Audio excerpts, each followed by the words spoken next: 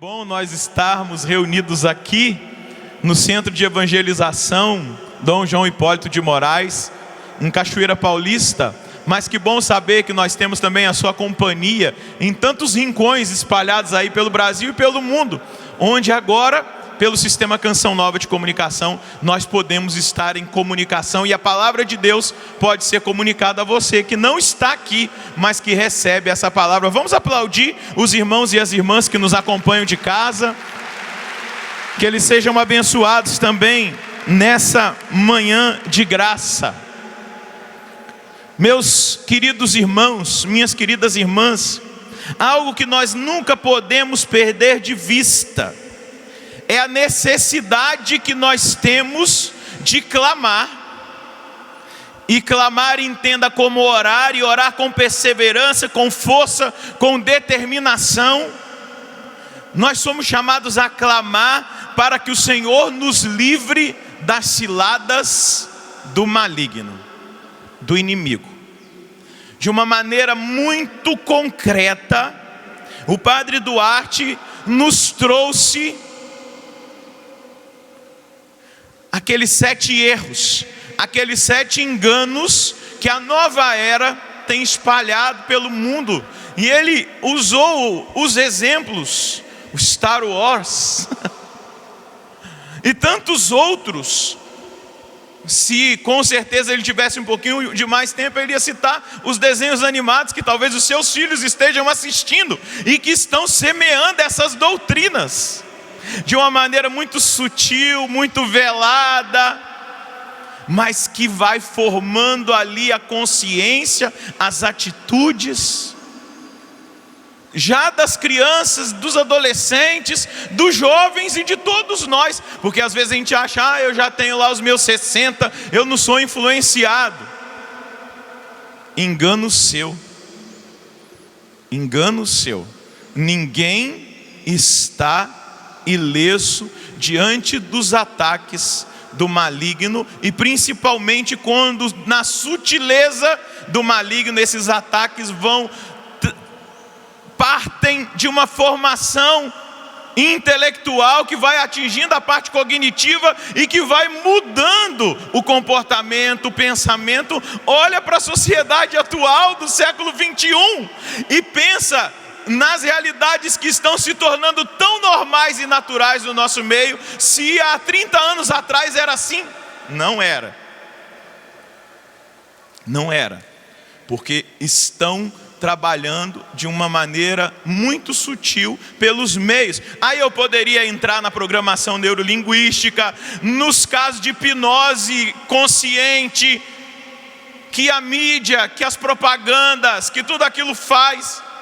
Mas vamos adentrar dentro da realidade da nossa caminhada espiritual para nós aprendermos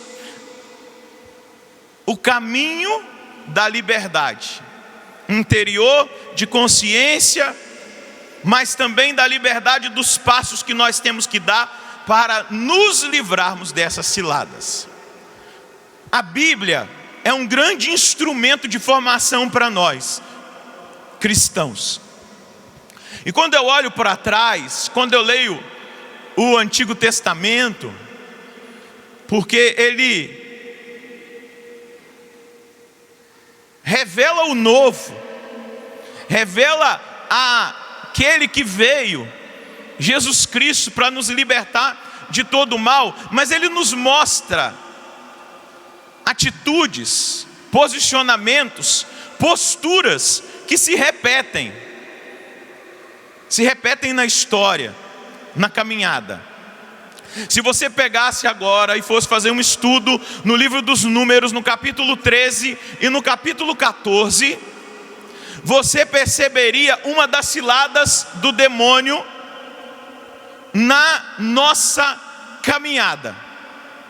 Moisés já tinha libertado o povo do Egito, já estava caminhando há muito tempo no deserto. Esse povo tinha experimentado muitos sinais da parte de Deus, a partir da libertação lá no Egito, da escravidão, tudo aquilo que eles viveram pelo poder de Deus, pela manifestação de Deus, para libertá-los do jugo do faraó, que ali é uma prefiguração do mal, que escraviza, que amarra, que humilha, que prende, que quer exercer um poder que não é dele, em cima do povo de Deus.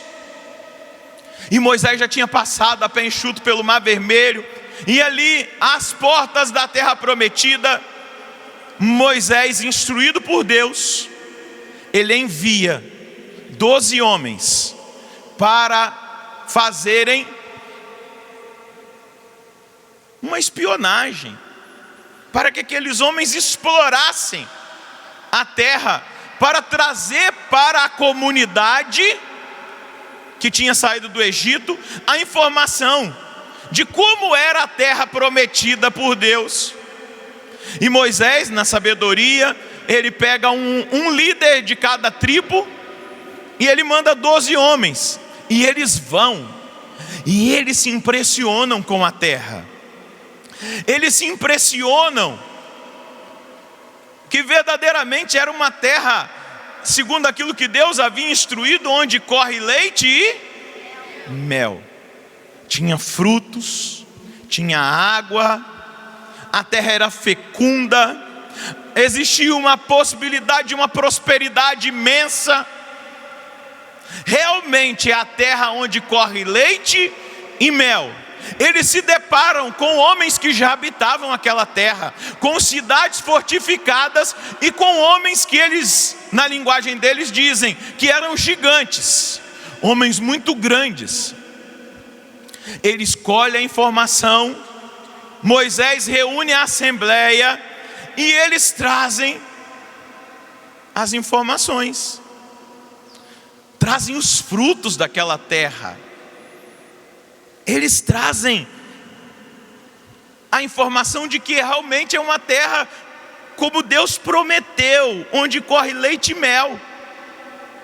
Eles trazem a informação de que naquela terra existia água, que naquela terra as coisas que eram plantadas frutificavam. Eles trazem a informação da abundância que existia naquela terra. Porém, chega um certo momento que eles apresentam uma realidade negativa. E eles começam a dizer: nessa terra existem homens que já habitam e que se sentem dono dessa terra. Além deles habitarem, as suas cidades são fortificadas. E além de terem cidades fortificadas, existem gigantes que moram naquela terra.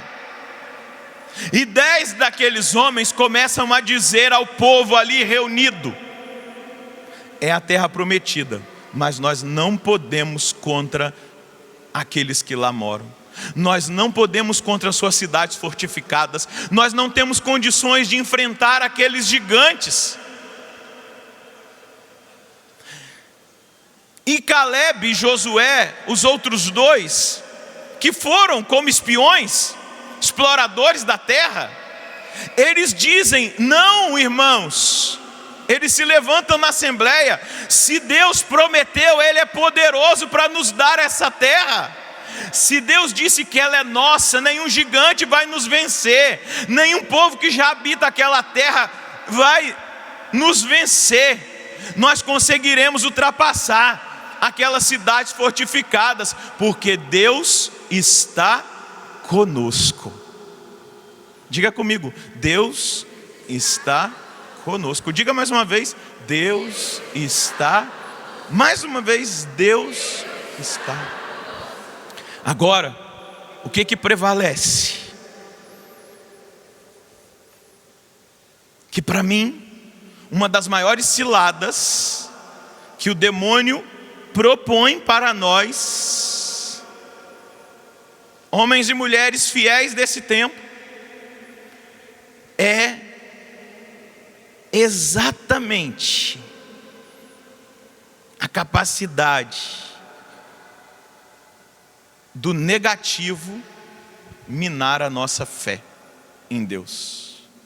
Todo aquele povo começa a gritar, e eles querem tirar Moisés do poder, do governo que Deus tinha colocado, e eles querem voltar para a escravidão do Egito, e eles começam a dizer que Moisés os tinha enganado, e Josué e Caleb ali tentam: não, meus irmãos, Deus está conosco, Ele nos tirou do Egito, Ele abriu o mar, Ele fez água brotar da pedra, Ele fez pão cair do céu, Ele fez cair codornizes. Quando a gente estava enjoado de comer pão, Ele deu carne para fazer churrasquinho no deserto.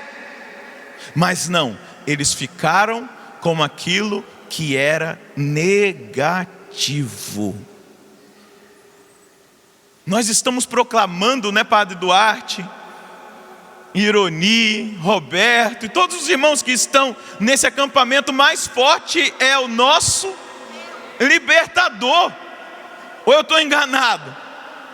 Está lá em Jeremias 50.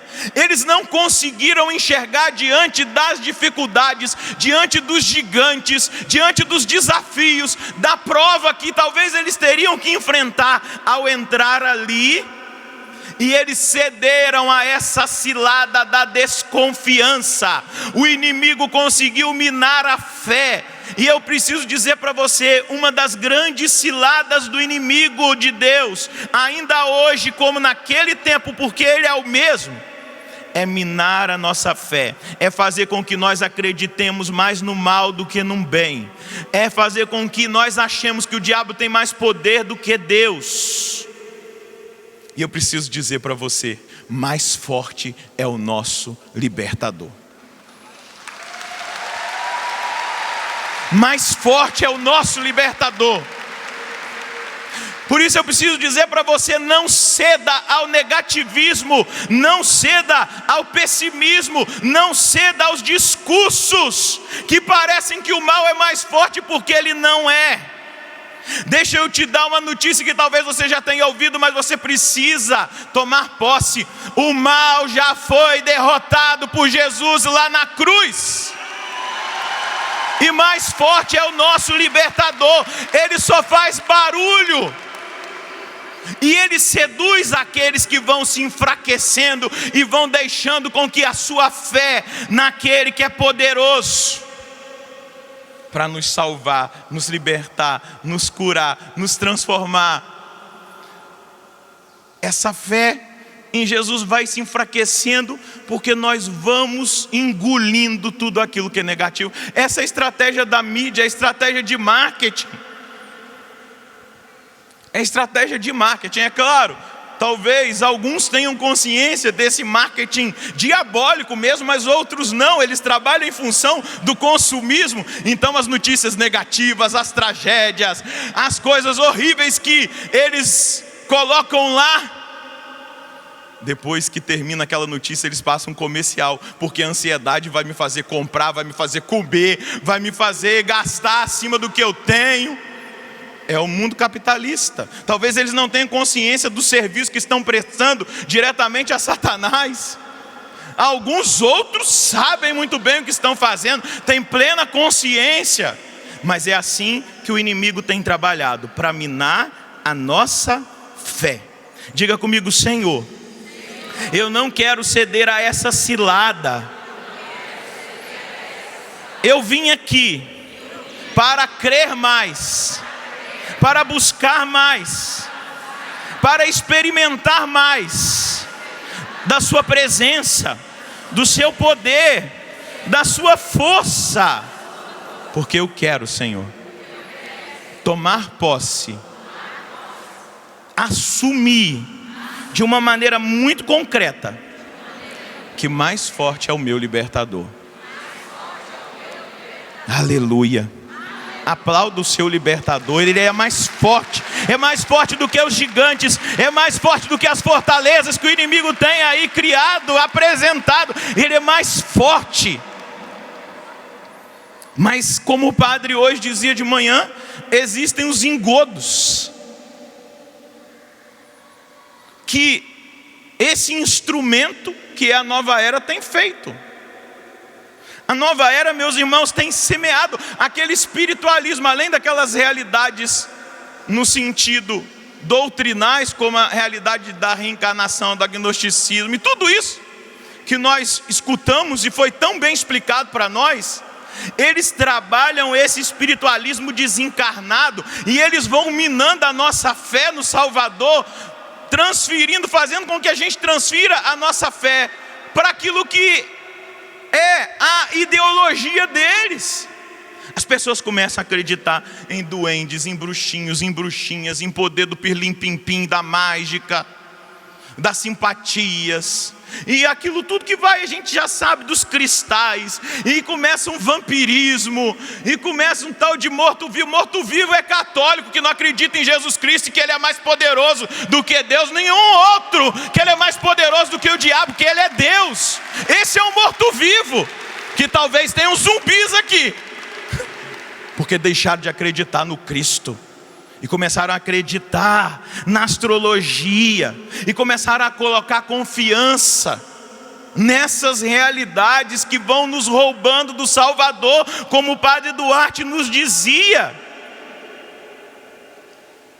Mas por quê? Primeiro foi minando a nossa fé, a nossa capacidade de acreditar. É claro, e dentro da globalização do mal, nós vamos vendo o neopaganismo, que é próprio da nova era, que vai sendo semeado, tomando corpo. E aí nós vamos vendo que até nos colégios católicos se celebra o Halloween, ao invés de celebrar o dia de Todos os Santos. E aí nós vamos vendo que uma festa pagã vai tomando corpo numa sociedade que era cristã. E talvez alguns dos que estão aqui fantasiaram a sua criança de bruxo, de demônio, de fantasma. Talvez nunca fantasiou a sua filha de Santa Teresinha, o seu filho de São Francisco, como católico cristão.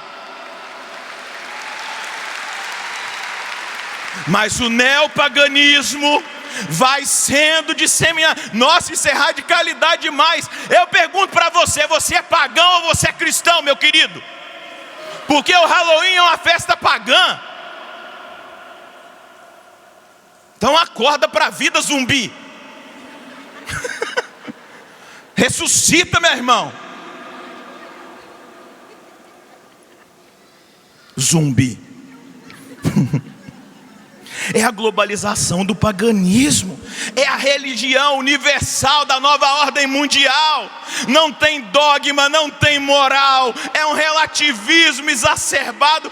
Essa é a religião universal. Não espere que eles vão construir um templo como lá nos Estados Unidos. Algumas pessoas ficam, não sei se o Padre Duarte vai falar sobre, mas algumas pessoas, nossa, fizeram uma catedral dedicado a Satanás nos Estados Unidos. Que bom que ele está se mostrando. O problema é que ele vai agindo misteriosamente. Enquanto ele se mostra, é muito bom. Eu pergunto para você: se você for visitar os Estados Unidos, você vai visitar a Catedral do Diabo? Claro que não.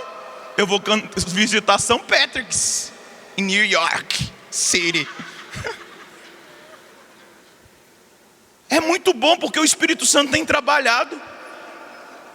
A gente está se aproximando dos fins dos tempos, e o Espírito Santo está vendo que é necessário que algumas realidades de joio fiquem mais evidentes que são joio, porque no final vai separar o joio do trigo. Mas nós temos visto posicionamentos de homens de fé. Esses dias eu ouvi de um teólogo que diz que o catecismo da Igreja Católica e o Código de Direito Canônico é um muro que impede o avanço do Concílio Vaticano II. Eu falei: o quê? E está aí. O joio vai se manifestando. O Espírito Santo está trabalhando, e glória a Deus, porque Ele está trabalhando. É o relativismo. Mas eu preciso perguntar para você: qual é a sua visão de Deus? Quais são os gigantes que parecem, com que levam a você a achar que Deus é tão pequeno e impotente diante das situações.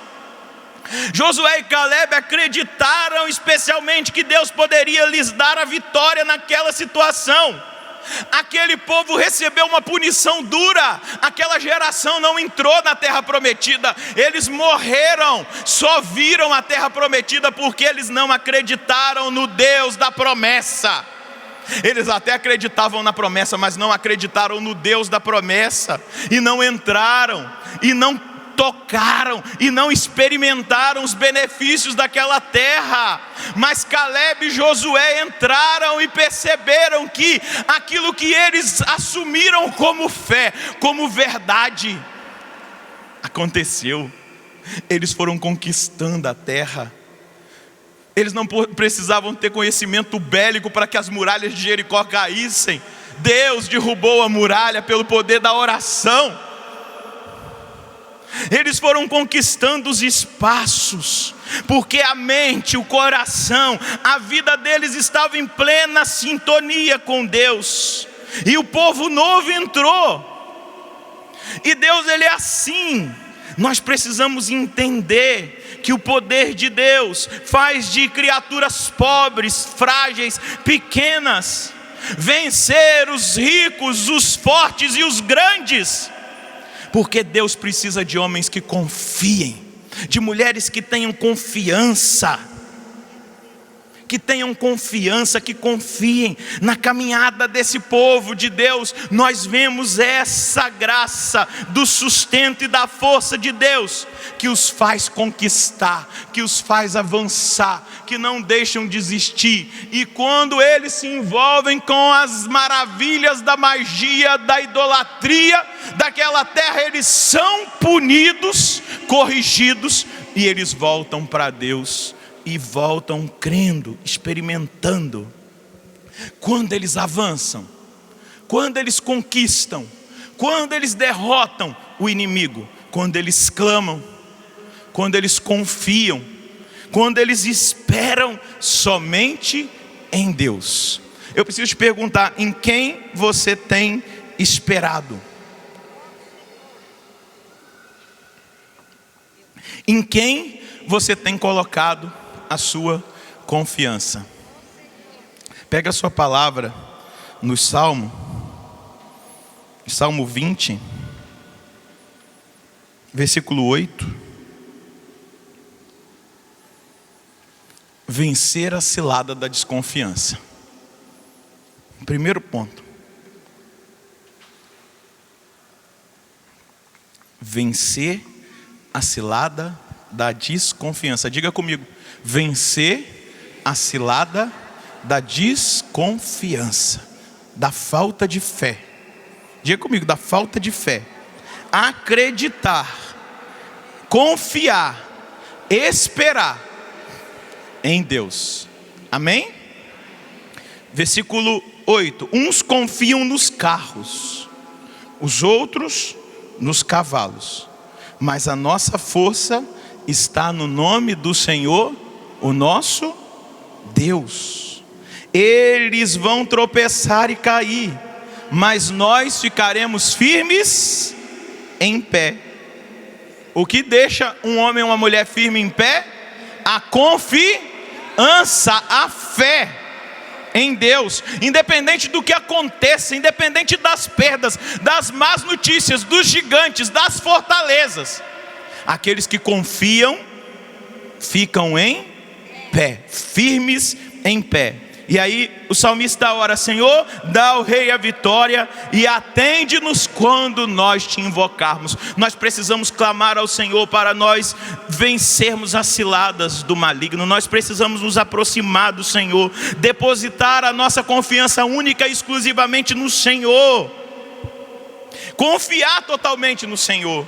Se assim, meus irmãos, nós vivermos, nós veremos que nós não vamos sucumbir diante das ciladas. Nós vamos entender que são ciladas e nós não vamos ceder. Outra cilada do inimigo, e o padre Duarte tocou nesse ponto, ele é fundamental. O inimigo nos afasta da palavra e da doutrina. Dizer que o catecismo é muro que impede o avanço do Vaticano II é dizer que nós não podemos assumir a nossa fé, porque nós não podemos nos confrontar com a fé dos outros. É dizer que a Igreja de Cristo não subsiste na Igreja Católica. É negar Dominus Iesus, é negar documentos e principalmente a fé da igreja. Porque no catecismo está a fé da igreja. E a palavra em Oséias vai dizer: o meu povo se perde por falta de conhecimento. O diabo quer nos afastar da palavra. Eu digo para você, nós dizemos que cremos. Vou repetir o que eu disse na missa ontem. Nós dizemos que cremos, mas nós seguimos a palavra? Nós somos discípulos? Você que diz que crê, mas que apoia os contraceptivos, anticoncepcional, DIU, camisinha. Você que diz que crê e que é a favor do aborto, e que entra na discussão, que aceita os relacionamentos antinaturais e até diz que são famílias, que vai se deixando seduzir por toda a doutrinação que a mídia tem feito. Perceba a doutrinação da mídia, que quer tocar, que quer te manipular e até mesmo te hipnotizar conscientemente para mudar, para fazer uma lavagem cerebral e você ficar contra Deus. Você diz que é discípulo, mas aprova as relações pré-matrimoniais. Você diz que é discípulo e concorda com o pensamento do mundo corrente, dizendo que você é evoluído, que você é moderno, que você é avançado, e a igreja que é retrógrada. Isso é tática, é cilada para enfraquecer você. E aí sim, você enfraquecido na doutrina e na palavra, você se torna um alvo direto das ciladas do inimigo, dos ataques do inimigo, desses erros e engodos da nova era, e engole tudo e acha que é uma pessoa muito moderna, conceituada, inteligente, acima de todos, até mesmo do bem e do mal. Cuidado, meu filho. O diabo quer te afastar da palavra. É cilada, ele quer que você negue a palavra. O diabo quer afastar você da sã doutrina da salvação. Tome muito cuidado, nós estamos caminhando na reta final. Eu não estou dizendo que a nossa geração verá o Senhor, mas eu espero que a nossa geração veja o Senhor vindo em glória. Mas se nós não vermos aquilo que a canção nova trabalhou, se Jesus não voltar e toda a nossa geração morrer sem Jesus não voltar, nós fizemos a coisa certa, que é preparar um povo bem disposto, fiel, radical, dedicado à palavra, ao magistério da igreja, em vista dos fins dos tempos. Mas se ele não veio, a certeza é de que esse povo irá. Aleluia. Esse povo virá, mesmo que nós sejamos um pequeno resto, um pinguim de gente diante da grande massa, mas um pinguim de gente fiel. Um pinguim de gente fiel. Bento XVI tem um livro que ele escreveu como padre Ratzinger no ano de 1960, chamado Fé e Futuro. E ele diz que o teólogo não é um visionário que fica prevendo o futuro, mas que diante da visão que ele tinha, ele queria dizer que a igreja do século 21, do ano 2000, não seria uma igreja das grandes catedrais. Pelo contrário, as grandes catedrais estariam vazias, mas seria uma igreja fiel, pobre, sem poder de influência na sociedade, sem os louvores do mundo, mas que o mundo chegaria num ponto que ele se cansaria tanto das loucuras e das opções que ele faria, que este mundo que negaria Deus, que ficaria um pequeno resto na igreja, essa igrejinha pequena, não como na época da cristandade, onde ela influenciava em tudo, essa igrejinha simples, pobre, humilde, mas fiel ao Evangelho, a Jesus Cristo, seria o oásis da sequidão que o mundo viveria. Se nós formos essa igreja, esse povo fiel, esse pequeno resto, essa raça eleita, esse povo santo, diga como eu quero, diga, ser parte dessa igreja, pobre, simples, pequena, mas fiel a Jesus Cristo, fiel à doutrina, fiel à palavra. Eu quero, Senhor, viver essa experiência. Mas vamos seguir aqui. Outra cilada é nos afastar dos sacramentos, da confissão e da Eucaristia. Uma grande cilada é a desvalorização do sagrado, a perda da piedade, a falta de intimidade, de oração, de entrega, de consagração da vida a Deus, da necessidade do perdão, do reconhecimento do pecado, da necessidade do encontro com Cristo na Eucaristia. Uma grande cilada do inimigo é nos esfriar na busca pelo sacramento da comunhão, pelo sacramento da confissão, e aí nós vamos nos vulnerabilizando, e aí nós vamos nos tornando pessoas com uma imunidade espiritual muito baixa, muito frágil, que uma infecção pode matar aquele corpo.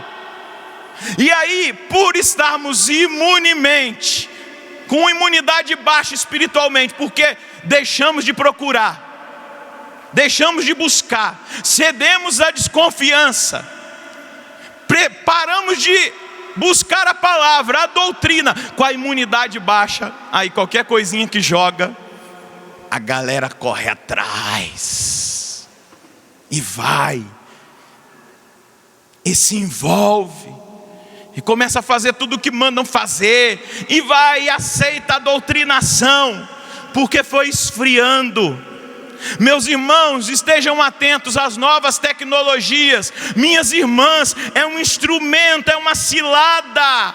As redes sociais, os bate-papos que nos aproximam de pessoas que estão distantes, mas que nos afastam daquele que está nos esperando, que nós o busquemos todos os dias, para que a nossa imunidade esteja firme, forte, e ele vença. Faz uma conta, quantas horas você fica no WhatsApp, no Facebook, nas redes sociais, e faz uma conta de diminuir quanto tempo de oração você tem por dia. Vamos ver. Faz uma conta. Faz uma experiência lógica, matemática. E aí eu pergunto para você, que espécie de cristão você é que não tem contato com Cristo? Tem contato com o mundo, com as redes, com tudo, mas e o contato com aquele que é o vencedor? Será porque a nossa vida fica tão vulnerável e sendo alvo do maligno? Será porque nós temos tantas situações? O diabo, ele é muito astuto, é muito bom. Não estou dizendo que é ruim ter. Eu estou dizendo que nós temos que estar atentos, porque é uma cilada para nos tirar a comunhão com Deus, para nos esfriar. Dito isso, eu quero dizer a você que, estando nesse contexto, você não consegue visualizar e perceber as ciladas do diabo. Mas eu quero aqui, diante de tudo que foi a denúncia que o Padre Duarte nos trouxe e que nos questiona, dizer para você que São Paulo vai dizer na primeira carta aos Coríntios, no capítulo 12, no versículo 10, que existe um dom do Espírito chamado discernimento. Coloca a mãozinha aqui e fala assim: discernimento. Diga comigo, discernimento. É dom, é graça, é experiência, é poder de Deus, é moção de Deus, para eu não me deixar ser seduzido pelas ciladas do maligno. Mas agora eu preciso dizer para você, o discernimento dos espíritos vem por uma vida no Espírito. Uma vida intensa no Espírito. Uma vida de busca de intimidade, de oração. Ela vem pelo conhecimento da palavra, pelo conhecimento da doutrina. Meus irmãos, minhas irmãs, hoje nós temos acesso à doutrina de uma maneira simples no catecismo da Igreja Católica. Hoje nós temos acesso à palavra, e ela vem movida pelo Espírito. O discernimento vem. A palavra grega é diácrisis, que vem do verbo crino, que significa julgar. O discernimento é a capacidade de julgar o que é certo e o que é errado, o que é de Deus e o que é do maligno. Só que nós estamos perdendo porque não estamos vivendo uma vida no Espírito. Meu Deus, nós estamos nos aproximando cada vez mais, e é visível, do combate final. E deixa eu dizer para nós carismáticos, nós tínhamos que ser mais carismáticos do que os irmãos em 1967, mas parece que nós estamos esfriando cada vez mais. Parece que nós estamos esfriando. Deixa eu dizer para você, quanto tempo você ora em línguas no dia? Ou você ora ou só ora num acampamento de oração? Meu pai fundador escreveu um livro chamado Aspirai os Carismas. E ele diz que o dom das línguas é o olho d'água que abre a dimensão espiritual para todas as outras realidades.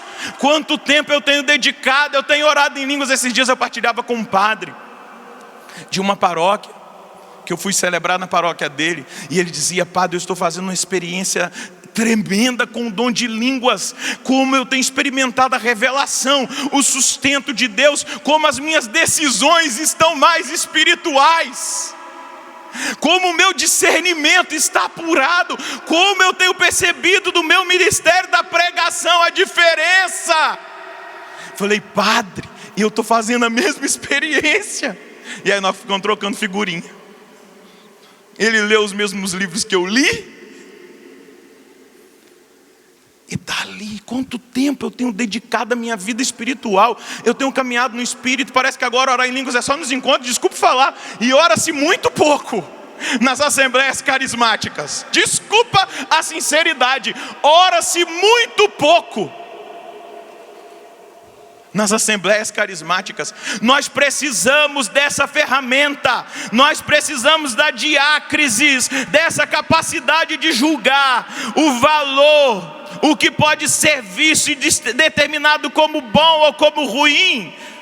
Nós somos advertidos, meus queridos, a avaliar o que é dito ou é feito, pois os crentes não podem aceitar tudo o que ouvem, em especial aquelas palavras que supostamente vêm do Senhor, ou que se falam de Deus. Eu não sei se isso acontece para lá, padre, mas uma das coisas que eu tenho percebido aqui é uma imprudência muito grande no uso dos dons.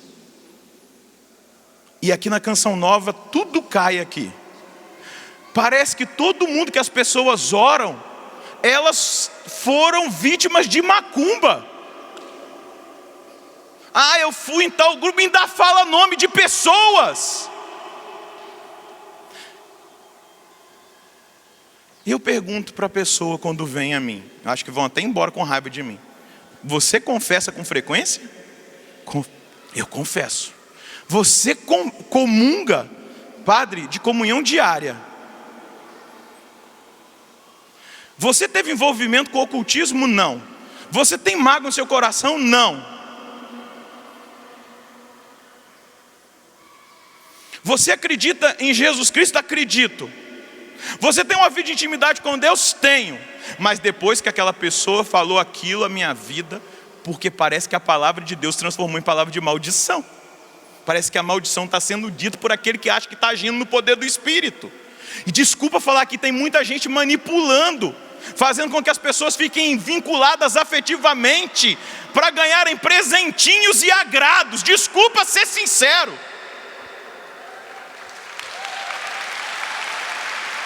Eu fico pensando onde está Deus nessa história. Então a gente tem que ter discernimento. Depois eu vou mostrar para vocês ali no final o discernimento de Neemias. Oh meu Deus, eu estava estudando esse capítulo ontem. Eu falei, meu Deus do céu, me dá essa graça, dessa capacidade de governo, de discernir. Você vai ver, o cara é espetacular.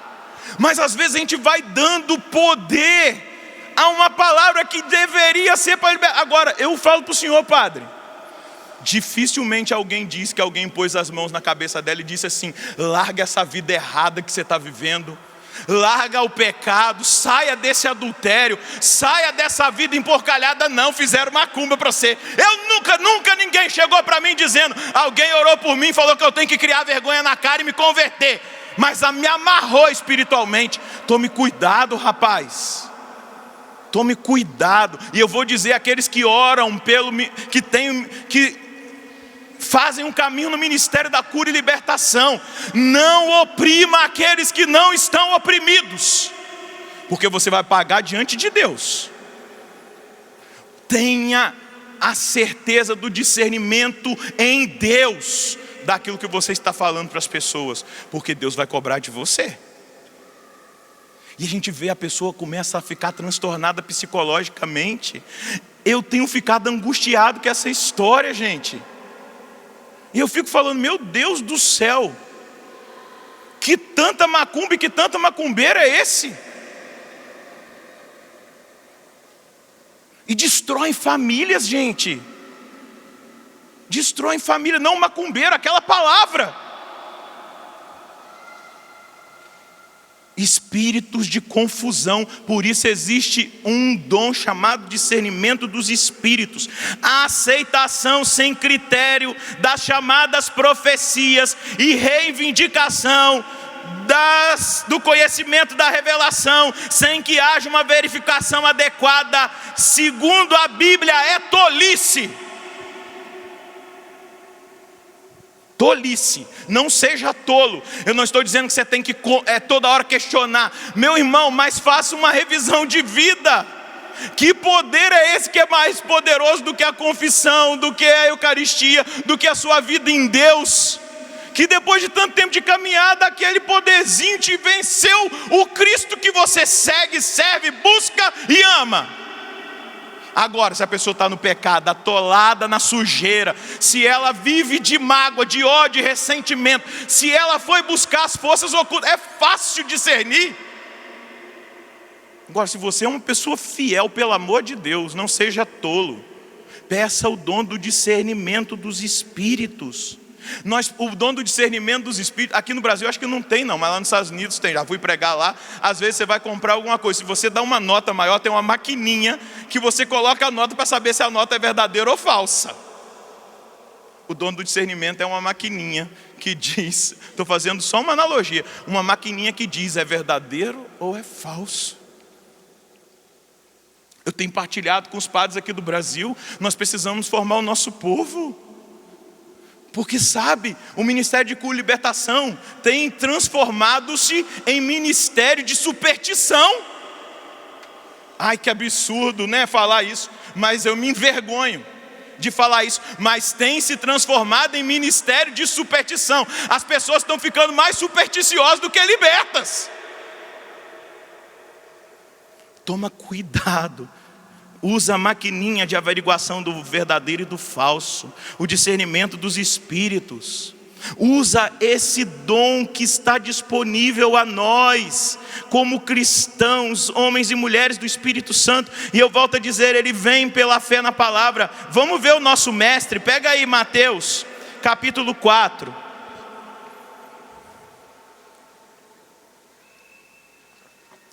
Talvez você esteja se escandalizando, mas é necessário a verdade ser dita, porque tem muita gente enganada e vivendo na tolice. Desculpa nada. Que desculpa o quê? Eu tenho que arrancar você da tolice e da enganação, do engodo. Desculpa não, é isso mesmo. Ainda falei muito manso. Amém? Jesus foi conduzido ao deserto pelo Espírito para ser posto à prova pelo diabo. Ele jejuou durante 40 dias e 40 noites. Depois teve fome. O tentador aproximou-se e disse-lhe: se és o Filho de Deus, manda que estas pedras se transformem em pães. Olha o discernimento. A partir de quê? Da palavra. Ele disse: está escrito, não se vive somente de pão, mas de toda a palavra que sai da boca de Deus. Ou seja, está escrito, é a palavra. Então o diabo levou a cidade santa, colocou-o no ponto mais alto do templo e disse-lhe: se és filho de Deus, joga-te daqui abaixo, pois está escrito: ele dará ordem aos seus anjos a teu respeito, e eles te carregarão nas mãos, para que não tropeces em alguma pedra. Jesus respondeu: também está o quê? Escrito. Discernimento, a palavra. Não porás à prova o Senhor teu Deus. O diabo levou ainda a uma montanha muito alta, mostrou-lhe todos os reinos do mundo e a sua riqueza, e lhes disse: eu te darei tudo isso, se caíres de joelho para me adorar. Jesus lhe disse: vá embora, Satanás, pois está escrito: adorarás. O que ele disse? Está escrito: adorarás o Senhor teu Deus e só a Ele prestarás culto. O que aconteceu? Por fim, o diabo o deixou. Está escrito. É o discernimento. E olha que o diabo, sem vergonha, usou o Salmo 90. Na terceira aqui: ele enviará os seus anjos, está escrito. Mas Jesus estava cheio do Espírito Santo e discerniu. E confrontou pela força da palavra. Está escrito. Isso é o discernimento. E o discernimento ele vem pela oração e pelo conhecimento da palavra. O discernimento é uma proteção espiritual contra aquilo que é falso. É um dom espiritual, ele é sobrenatural. Pois existem tantas ideias, tantas vozes e tantos ensinamentos espalhados pela internet, que vão penetrando na nossa mente, no nosso coração. Porque o profeta Jeremias vai dizer: o coração é o que há de mais enganador. E se a gente não conhece a palavra, a doutrina, nós vamos nos deixando enganar. Muitos cristãos são enganados porque têm um conhecimento limitado da palavra de Deus. E eu queria que você não fosse um desses. Tem um conhecimento limitado da doutrina. Os poderes das trevas trabalham em secreto, mas nós trabalhamos no poder do Espírito. Cuidado com as meias verdades, meu irmão. Mascaradas de espiritualidade ou de expressões religiosas. Toma cuidado. O discernimento dos espíritos é o GPS que nos conduz num campo minado e não nos deixa cair na cilada. Nós estamos num campo minado e só vai piorar. Por isso, é tempo de viver no Espírito. É tempo de acreditar que mais forte é o meu. Como? Mais forte é o meu. Antes do Roberto orar com a gente, eu quero mostrar para você o discernimento de Neemias. Pega aí Neemias 6. Neemias foi instruído por Deus, provocado por Deus, como governador. Ele era copeiro do rei Artaxerxes, e ele recebeu a notícia de que as muralhas da cidade estavam em ruínas, que as portas tinham sido queimadas e que o seu povo estava na miséria. E Neemias foi orar a Deus com prantos, com jejum, com lágrima, com arrependimento. E ele decidiu no coração dele que ele queria ir libertar o povo dele da humilhação. E ao orar, ele se apresentou diante do rei para servi-lo, mas estava triste, abatido, e o rei perguntou: o que está acontecendo? E aí ele disse para o rei: como eu posso estar feliz se o meu povo está humilhado? Se no lugar onde o túmulo dos meus pais está, existe destruição. E o rei pergunta: o que você quer fazer? Eu quero ir lá para recuperar todas essas coisas. E aí ele vai, o rei dá cartas para ele, e ele começa a reconstruir. Porém, o incômodo dos inimigos começou a se mostrar muito concreto. E aqui no capítulo 6, versículo 1, Sanabalate, Tobias o árabe, Gozém, os outros adversários foram informados que eu tinha construído a muralha, sem deixar brecha alguma, embora naquela época ainda faltassem as folhas das portas.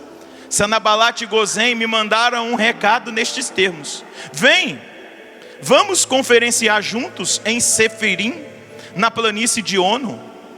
Ele estava armando uma maldade para mim. O discernimento. Mandei, pois, mensageiros com a seguinte resposta: estou ocupado com uma grande obra, e assim não posso descer. A obra ficaria parada se a deixasse para ir falar convosco. Por umas 4 vezes me mandaram o mesmo recado, e eu lhes mandava a mesma resposta.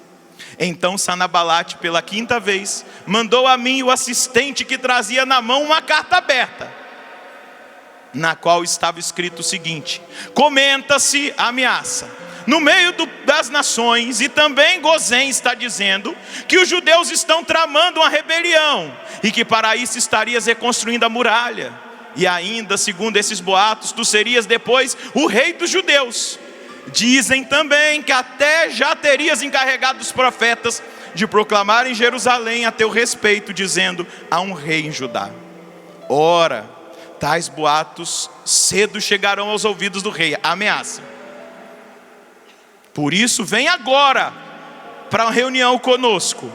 Mas eu mandei dizer: não aconteceu nada de tudo isso que você está dizendo. É tudo invenção da tua imaginação. Na verdade, ao discernimento, eles procuravam me intimidar, pensando: assim vão desistir da obra e esta não se realizará. Agora, reforça as minhas mãos. Fui também na casa de Semeias. Quem era Semeias? Um profeta de Deus, filho de Dalaías e filho de Matebeel. Ele estava deprimido e me disse: vamos juntos à casa de Deus, no interior do santuário, com as portas trancadas, pois eles virão te matar, virão durante a noite para te assassinar. Eu também respondi: um homem como eu fugir? Quem nas minhas condições entraria no santuário? Continuando com vida, eu não irei. Eu tinha notado que ele não fora enviado por Deus, mas proferiu um oráculo a meu respeito, subornado por Tobias e Sanabalate. Subornaram para fazer-me agir por medo, e assim cometeu o pecado, de modo que eu ficasse com má fama e desacreditado, perdesse a liderança. Suborno. Olha o discernimento. Recorda, ó meu Deus, dessas ações de Tobias e de Sanabalate, bem como da profetisa Noadias e dos demais profetas que tentaram me intimidar. Ele discerniu e não foi. Terminou a construção, e até os inimigos reconheceram o poder de Deus no trabalho que eles fizeram em 52 dias. Roberto, fica de pé. Discernimento. discernimento, vida no Espírito. Nesse momento o Senhor quer agora colocar a mão no nosso coração e pedir: Senhor, eu tomo a decisão hoje. Decisão hoje. Não quero fazer nada. Não quero fazer nada sem consultar o Senhor. Sem consultar o Senhor. Não quero fazer nada de minha cabeça. Não quero fazer nada de minha cabeça. Arranca de mim, Senhor. Arranca de mim, Senhor, toda má inclinação. Toda má inclinação. Coloca sobre mim agora, Senhor. Coloca sobre mim agora, Teu Senhor. Santo Espírito. Teu Santo Espírito. Em Teu nome, Jesus. Em Teu nome, Jesus. Eu mando embora do meu coração. Eu mando embora do meu coração toda dúvida. Toda dúvida. Medo. Não aceito. Não aceito. Toda intimação. Toda intimação. Toda intimidação. Toda intimidação de Satanás em minha vida. De Satanás em minha vida. Não vou agir com medo. Não vou agir com medo. Não vou ficar olhando. Não vou ficar olhando negativamente. Quero olhar agora. Quero olhar agora com os olhos do Senhor. Com os olhos do Senhor.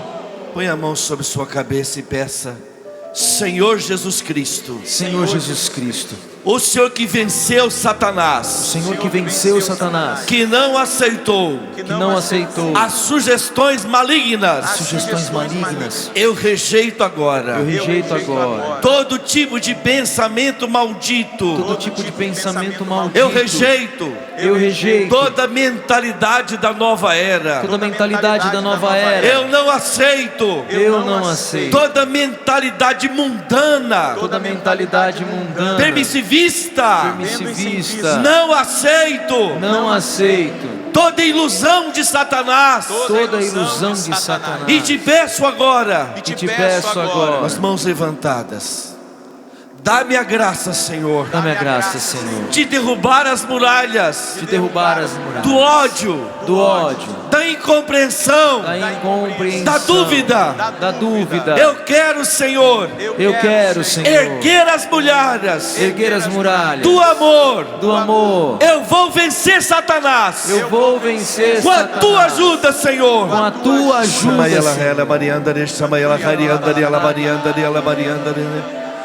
O Senhor me mostra muitas pessoas com medo, muitas pessoas vivendo, olhando para a crise, para coisas negativas, com medo de perder emprego, de não ter como sobreviver.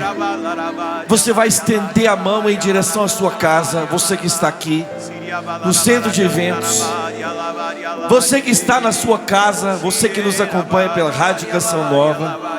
Você vai erguer o braço onde você está, e você vai dizer que o seu socorro é o Senhor, que maior é o nosso libertador. Diga comigo: em nome de Jesus. Expulso agora da minha casa, da minha vida, toda a presença de Satanás. Senhor Jesus, não permita que a dúvida, o medo entre em minha casa. Eu não quero mais, Jesus, dar ouvidos a Satanás. Ensina-me, Senhor, a ouvir teus profetas e a rejeitar todo o mal.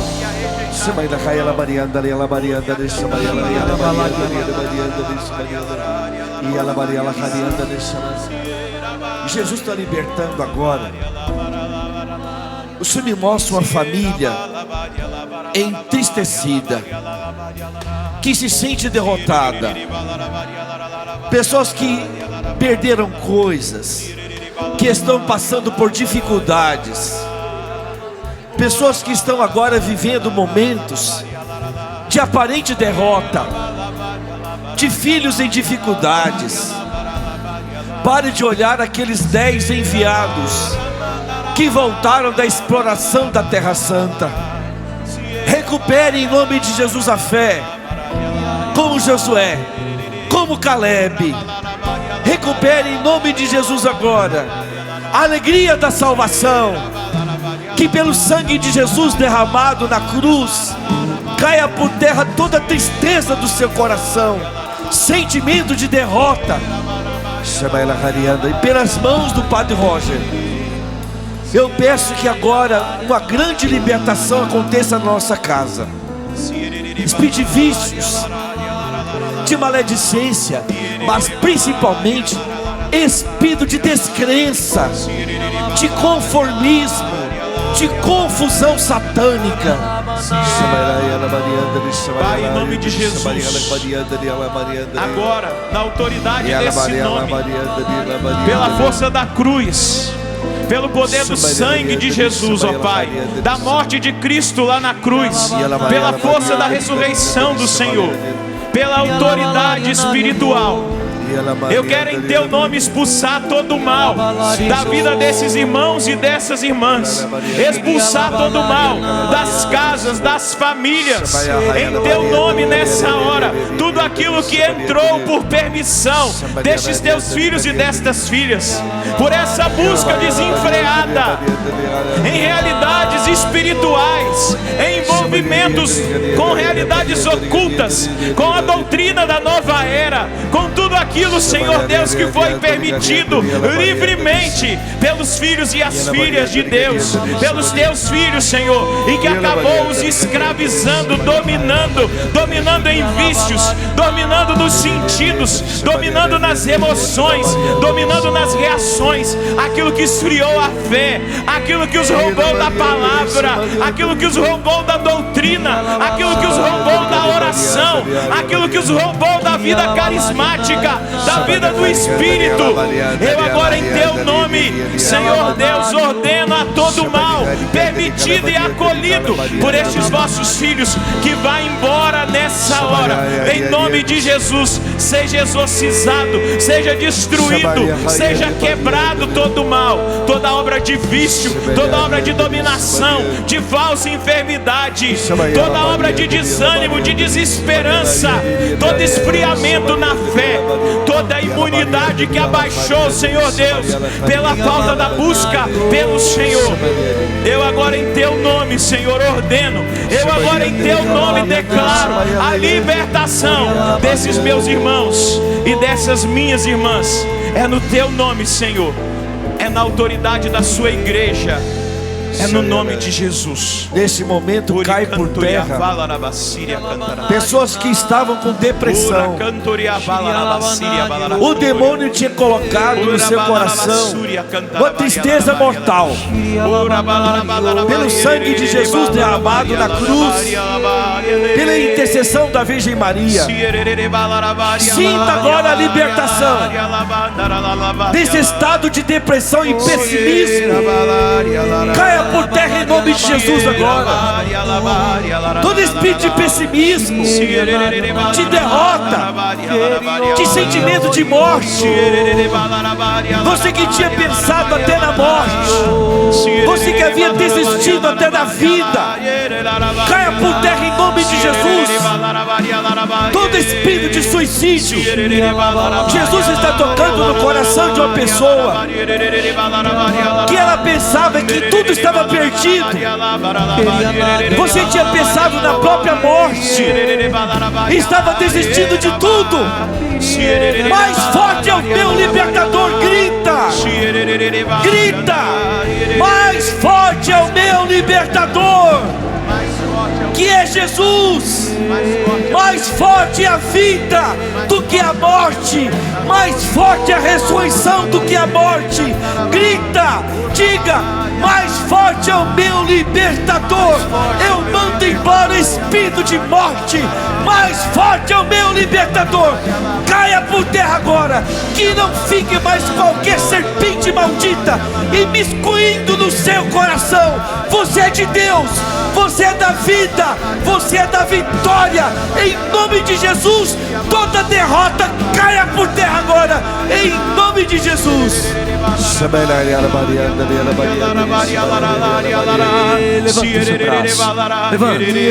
Levanta o seu braço.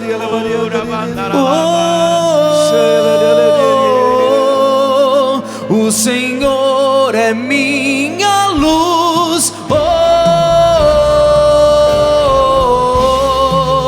o Senhor é minha luz.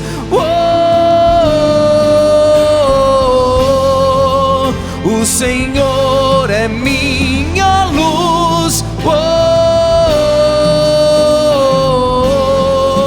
O Senhor é minha luz.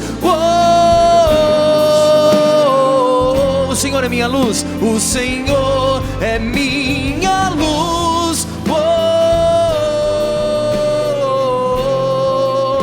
O Senhor é minha luz.